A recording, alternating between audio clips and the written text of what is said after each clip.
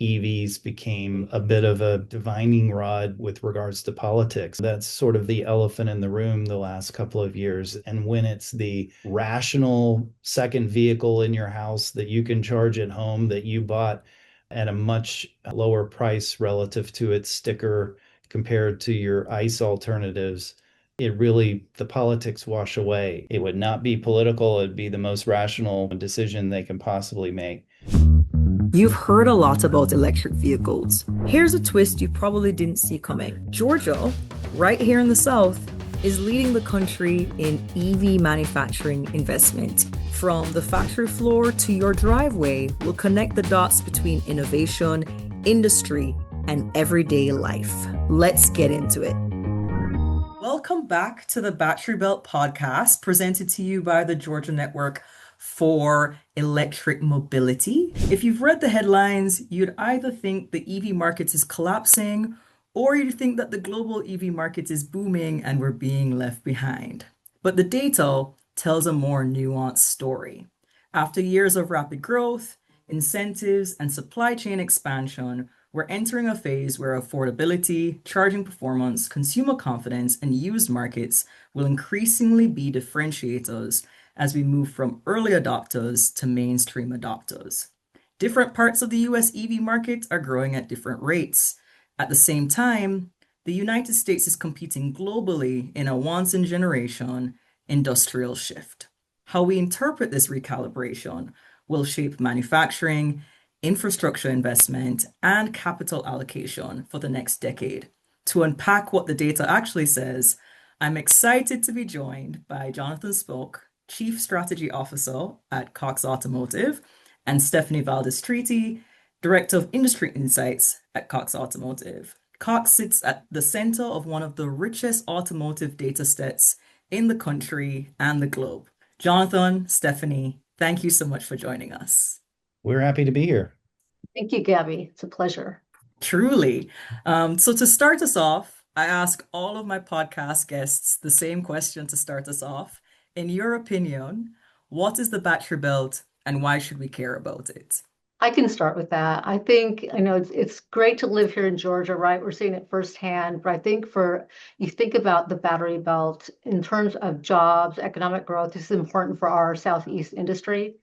Also, we hear about the supply chain that is really needed. We need a resilient, sustainable supply chain that will help build out and make the economics around EV, allowing for vertical integration, so important.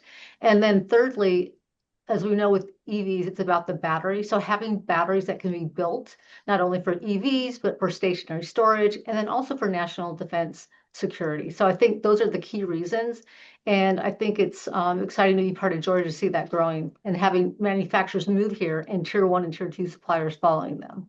And speaking as a lifelong Southerner, I think it's interesting, your question, because you're clearly playing homage to the Bible Belt, and that was applied to the same region of the country that we're talking about, and it was really about the seriousness by which people who lived in that region focused on their particular faith and the Bible in particular. And I think there's a nuance to that too, that we're starting to see more true believers down here.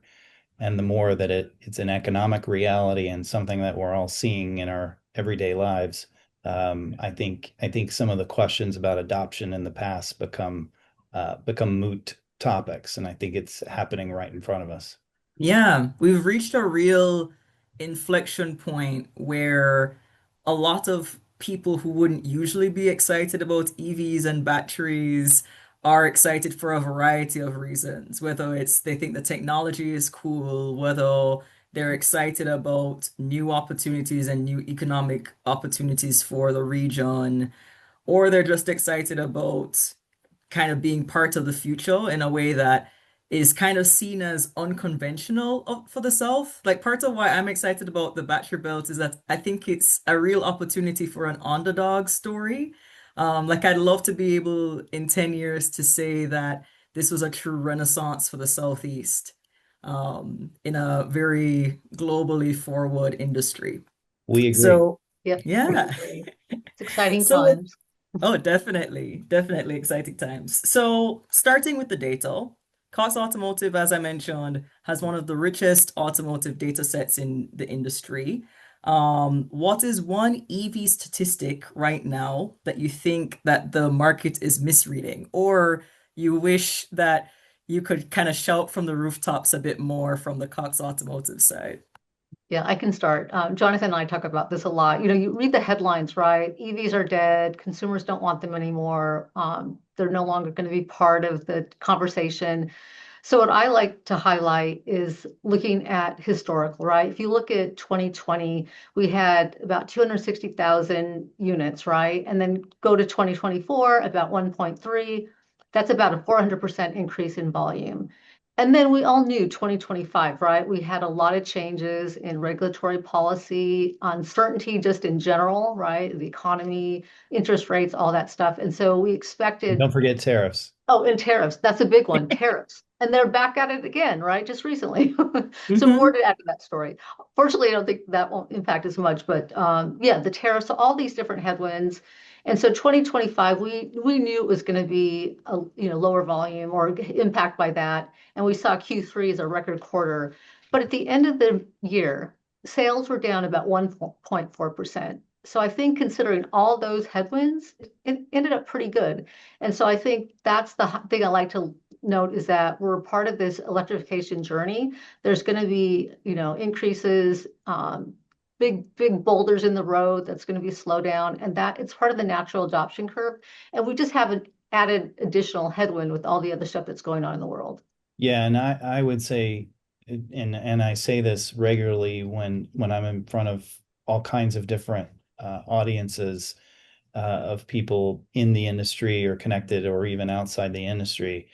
Uh, do not misinterpret what's going on in the market as a rejection of electrification or EV technology specifically. What we're going through is a market reset because all of the rules have just changed, and you really have some shifts that are happening in production plans related to that. And so when anytime the market shifts, you end up with lower sales as the market is adjusting to the environment. But when we think about what is already being announced and what is coming down the road, we're going to have new affordable models being launched. We're going to have a proliferation of opportunities in the used vehicle market that will be compelling to a lot of Americans and especially Southerners because this really cool technology that will be good for their lives is now more accessible at price points that are really attainable. So we believe the buyers are going to be there. This is just a period of supply, adjustment.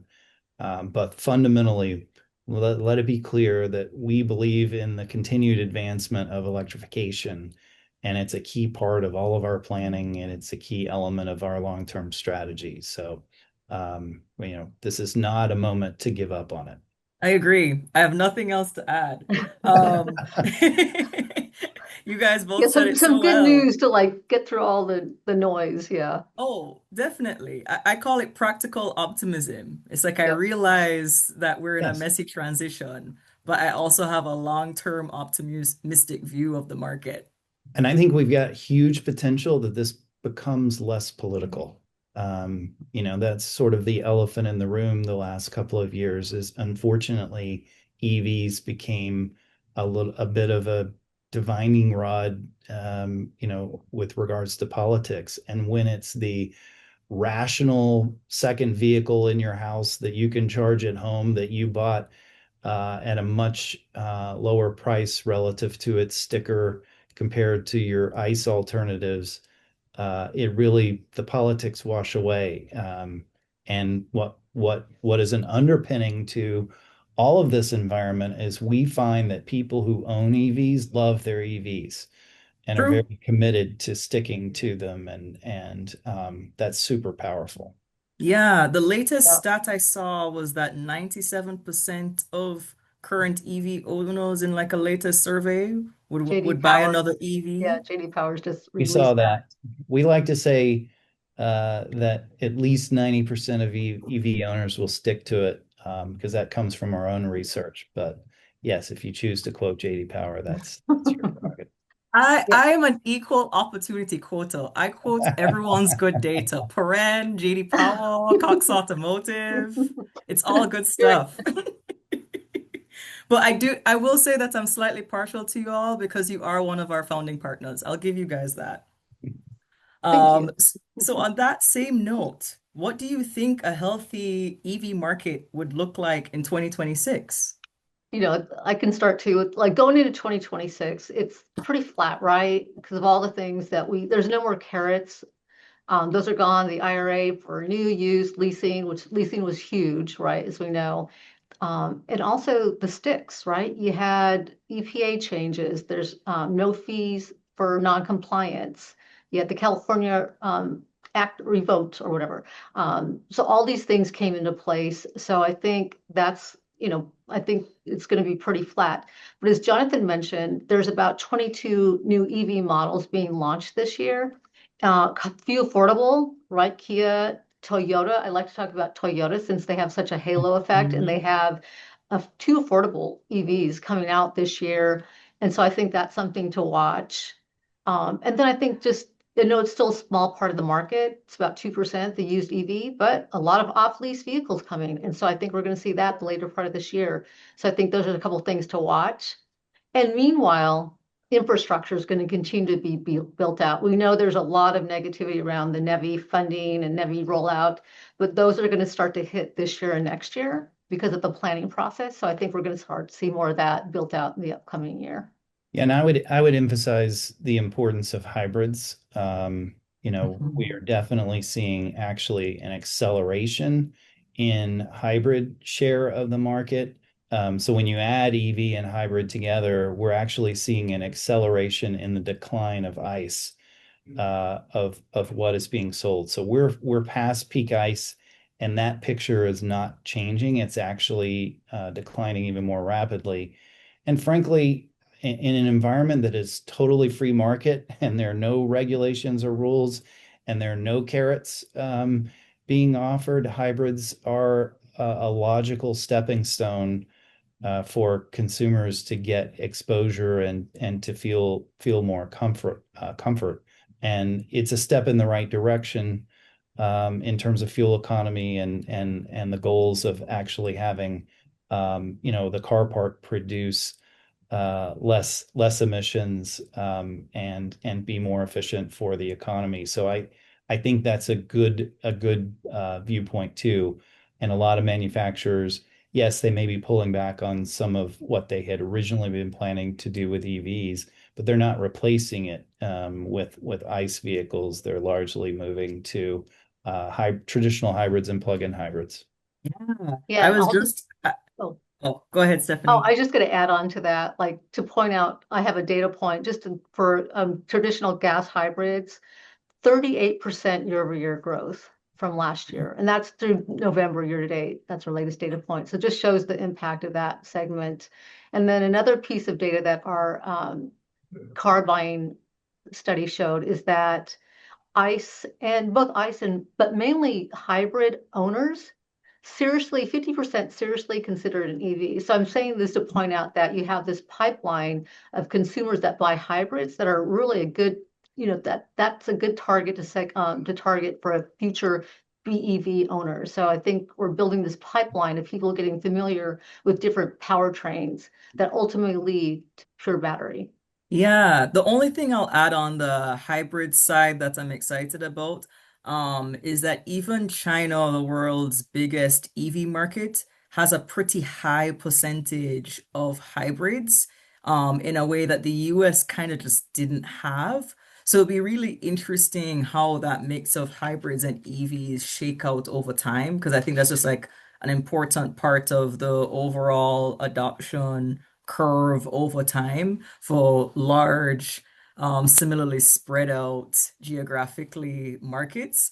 The other thing that's exciting is that I was just at Kia's launch of their hybrid Telluride actually a Mm. couple of days ago in West Point. which was their 5 millionth vehicle, which is very exciting, produced in the States. So yes, lots of hybrid launches and EV launches this year that I'm very excited about.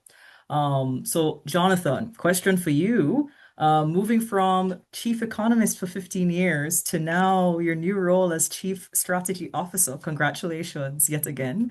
How are you thinking about your role at Cox Automotive differently?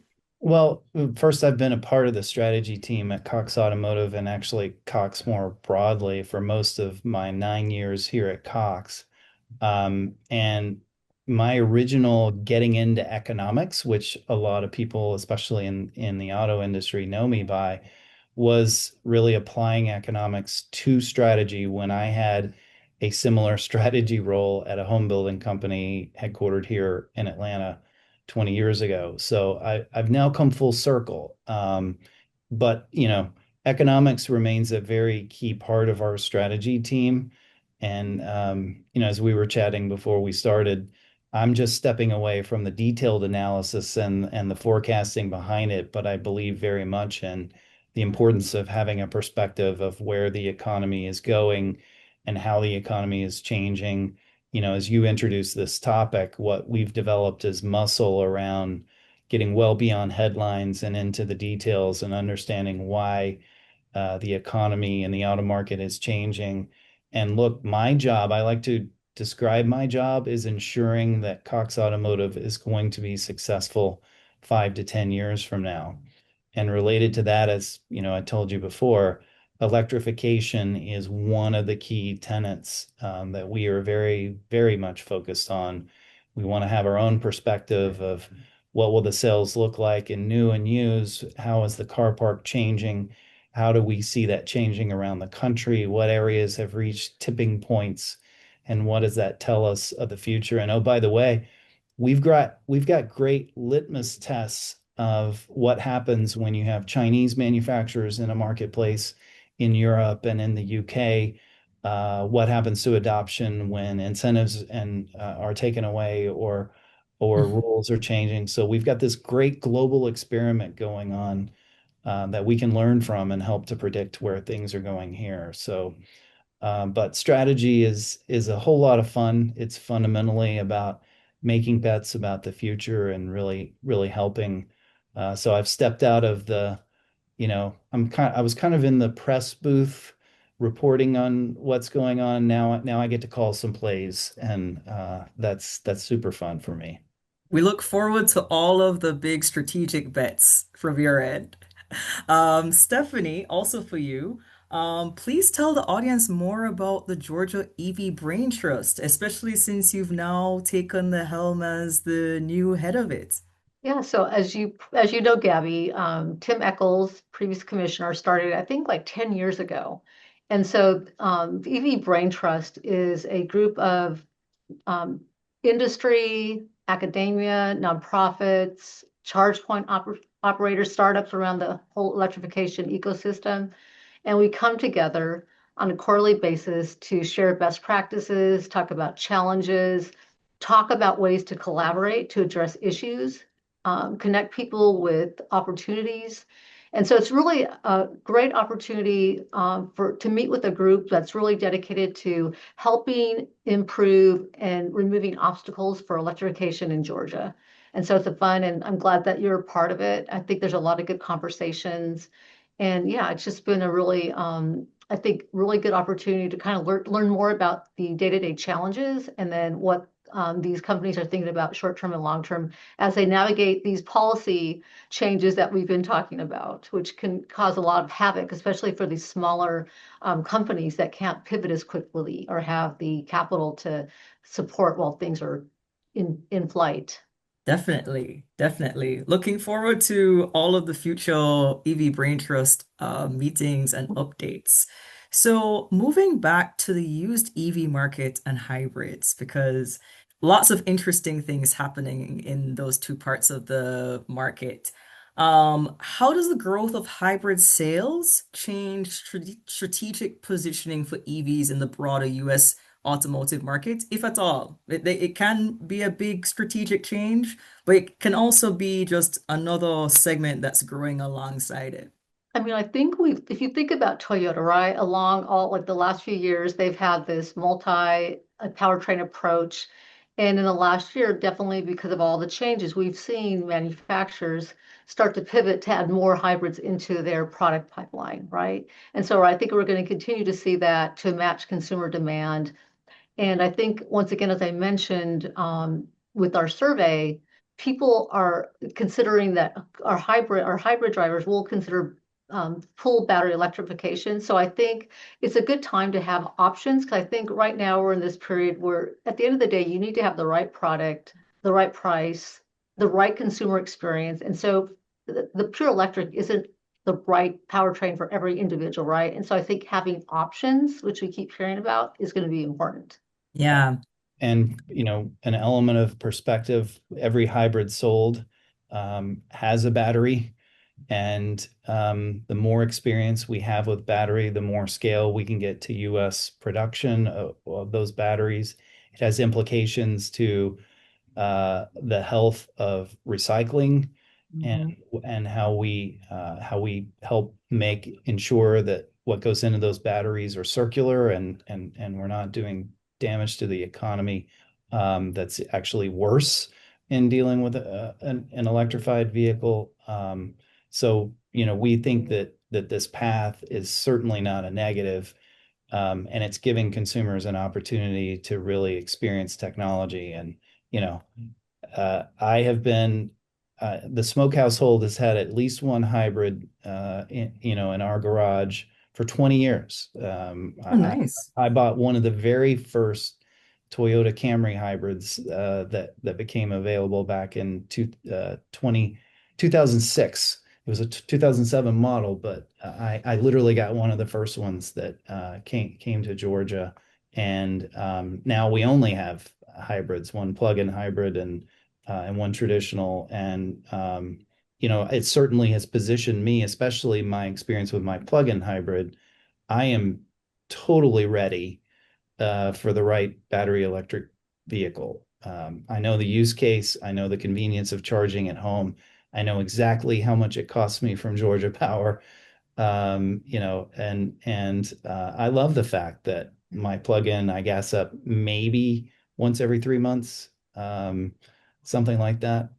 So it's a great stepping stone for people to get very comfortable with the technology.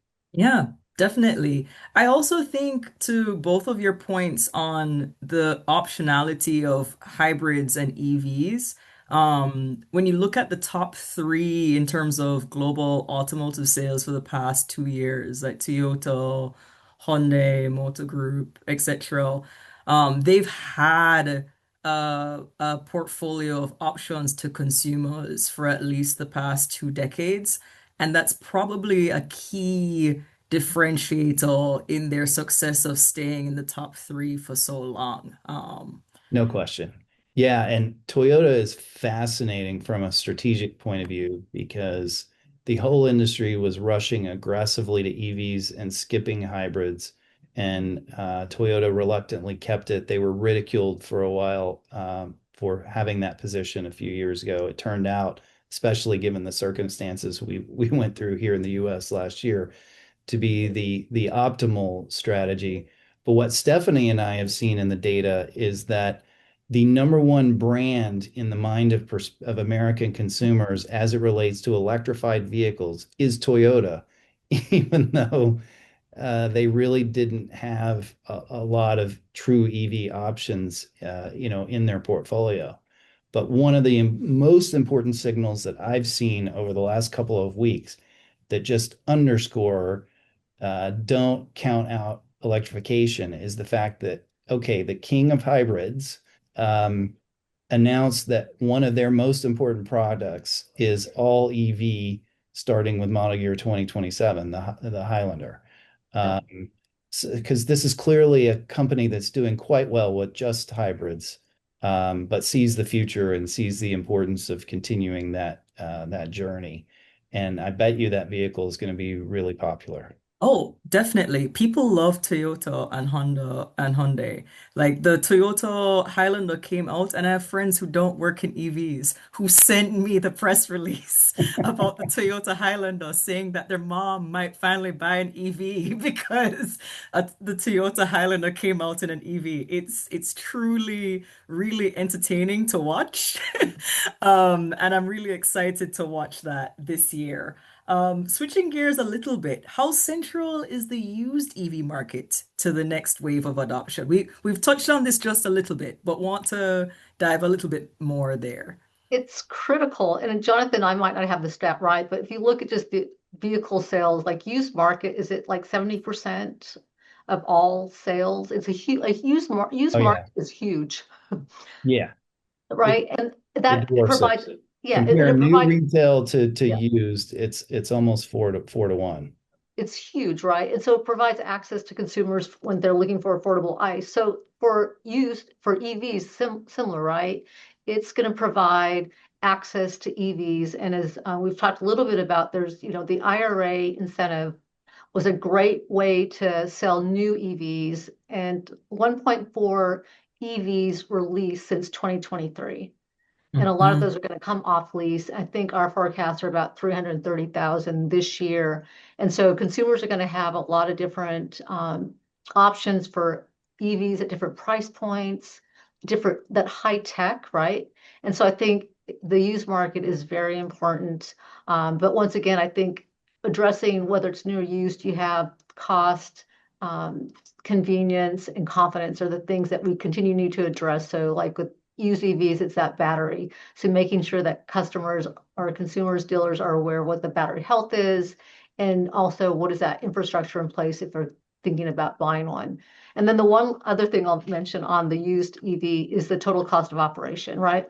I think that's the one, consumers think about monthly payments, which is right, right? But then I think if you think about the used EV, less maintenance.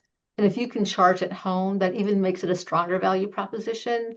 And the University of Michigan, I think it was last month, released a report on TCO of used EVs. It was lower TCO amongst all powertrains.